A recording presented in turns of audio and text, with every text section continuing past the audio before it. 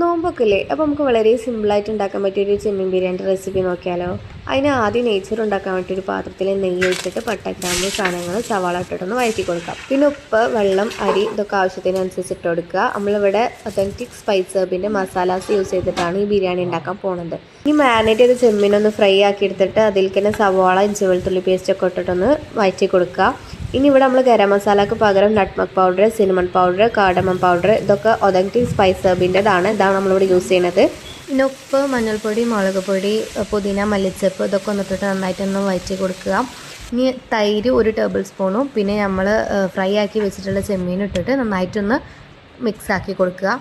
എന്നിട്ട് അത് നമ്മൾ ചോറിൻ്റെ മേലെ ഇതേപോലെ നന്നായിട്ട് നിരത്തി എന്നിട്ട് അതിൻ്റെ മേലേക്ക് പുതിനയും മല്ലിച്ചപ്പും ഉള്ളി പൊരിച്ചതും അണ്ടിപ്പരിപ്പ് മുന്തിരി ഒന്ന് ഫ്രൈ ചെയ്ത് മാറ്റി വെച്ചതും ഗീയും ഇട്ടിട്ടൊന്ന് ദമ്മിനിടുക. അപ്പോൾ ദമ്മ് പൊട്ടിച്ച് കഴിഞ്ഞാൽ സൂപ്പറായിട്ടുള്ള ചെമ്മീൻ ബിരിയാണി റെഡി ആയിട്ടാണ്. അപ്പോൾ എല്ലാവരും ഒന്ന് ട്രൈ ആക്കിയിട്ട് ഫീഡ്ബാക്ക് പറയാം.